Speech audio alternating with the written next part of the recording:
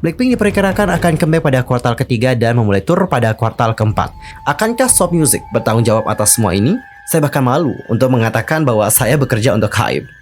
Hey yo, what's up guys? I'm Mr. Kim, welcome back to my YouTube channel. Nah guys, gimana kabarnya hari ini? Apakah kalian dalam kondisi yang baik-baik aja? Aku harapkan seperti itu ya. Dan untuk hari ini kita akan membahas topik-topik terhangat seputar dunia per-K-popan yang pastinya sangat sayang banget untuk dilewatkan.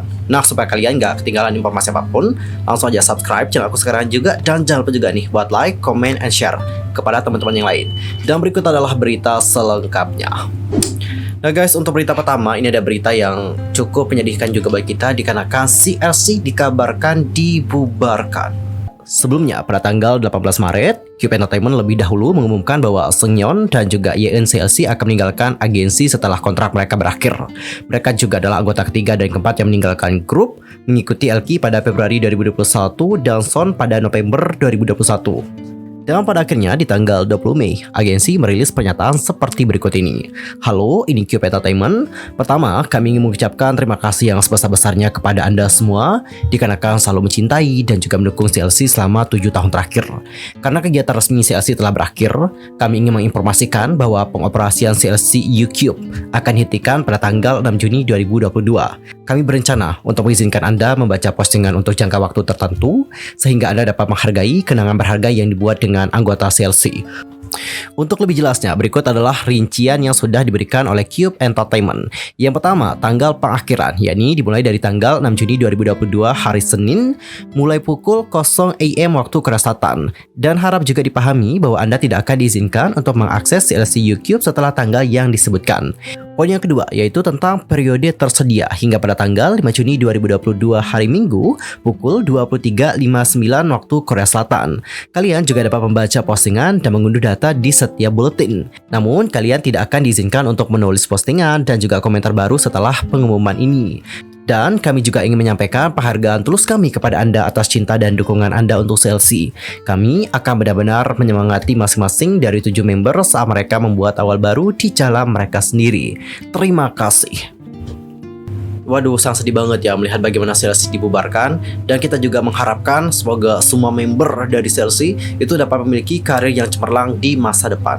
Dan kita akan masuk ke berita yang kedua. Ini ada berita dari investor yang mengharapkan agar Blackpink itu comeback pada paruh kedua di tahun ini.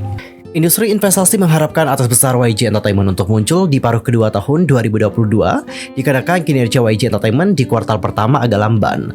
Penjualan YG di kuartal pertama mencapai 75,5 miliar won atau jika didolarkan dapat mencapai 59 juta US dollar dengan laba operasional mencapai 6,1 miliar won atau senilai 4,7 juta US dollar, turun masing-masing sebanyak 22,4% dan 21,4%. Pada kondisi yang mengkhawatirkan ini, peneliti Lee Hye-in di perusahaan keuangan Yuanta Security mengatakan Blackpink diperkirakan akan comeback pada kuartal ketiga dan memulai tur pada kuartal keempat. Dengan mempertimbangkan 5 minggu pre-order sebelum rilis, ini berarti Blackpink akan comeback paling awal pada bulan Juli. Peneliti tersebut kemudian menambahkan, ada juga perubahan biasa dalam jadwal comeback YG, namun kemungkinan penyelesaian dalam line up perusahaan yang diharapkan untuk artis utama selama paruh kedua tahun 2022 juga sangat rendah.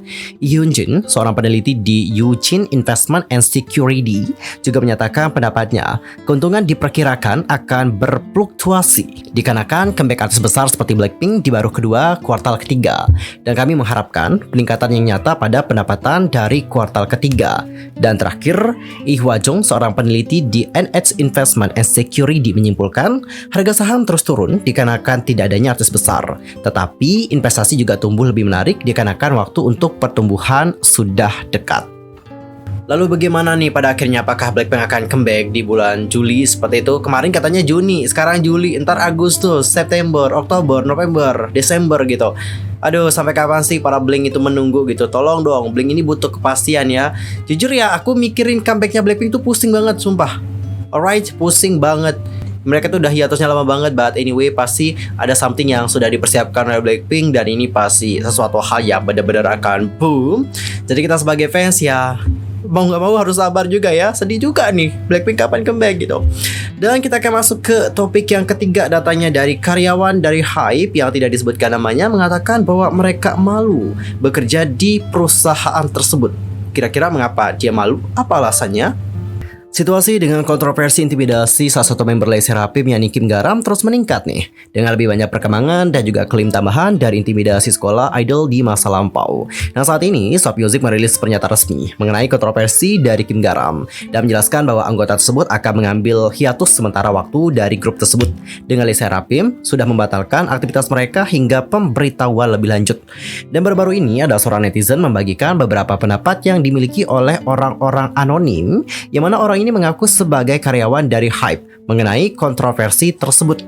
Postingan ini ada di aplikasi jejaring sosial Korea Anonim untuk tempat kerja.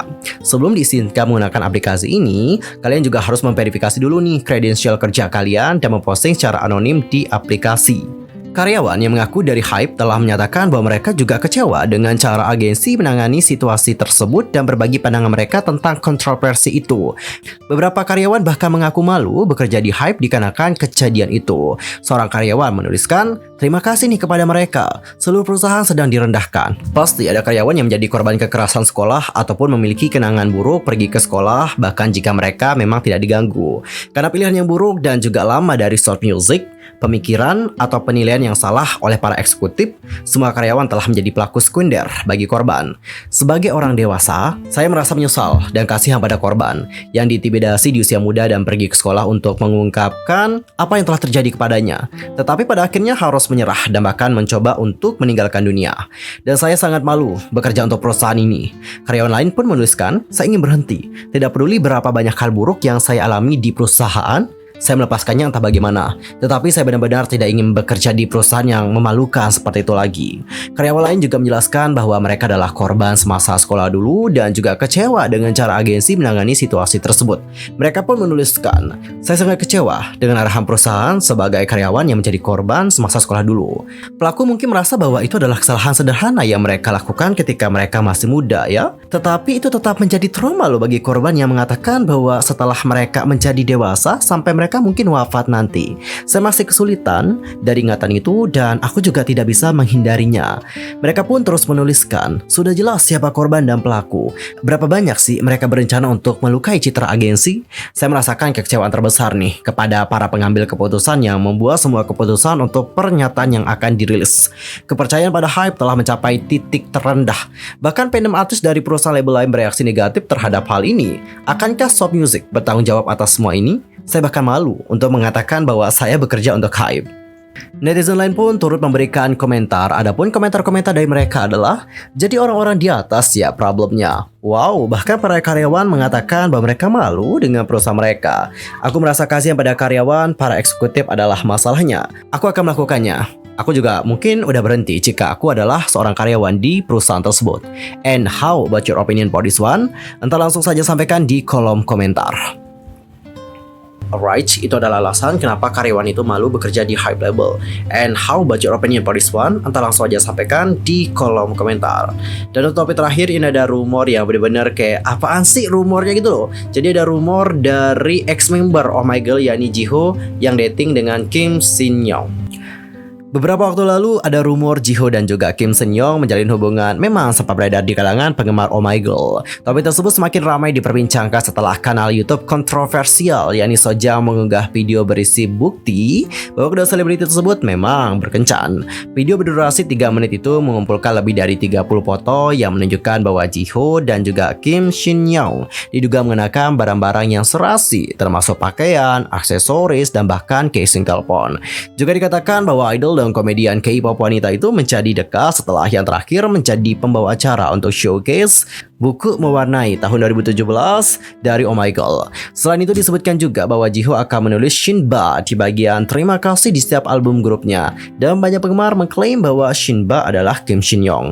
Bahkan fans juga menuduh penyanyi itu mengubah salur rambutnya menjadi tempat Kim Shin Young pergi. Sementara teman satu bandnya semua pergi ke toko yang berbeda. Keduanya juga dikabarkan menghabiskan Natal bersama nih.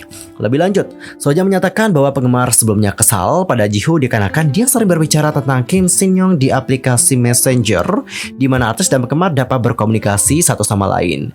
Dan beberapa hari setelah video itu dirilis, Kim Shin Young berbicara tentang rumor kencannya bersama dengan ex-member dari Oh My Girl tersebut. selama siaran tanggal 20 Mei dari acara radionya Kim Shin Young Noon Song of Hope. Komedian itu pun berbagi, orang-orang di sekitar saya telah mengirimi saya tautan ke rumor konyol ini. Aku seperti, apakah ada yang akan percaya? Tapi ternyata cukup banyak orang ya yang percaya, termasuk beberapa teman aku juga percaya itu benar. Sejujurnya, untuk pendengar acara radio saya akan mengenal saya dengan cukup baik untuk mengetahui bahwa saya suka memberi daripada menerima.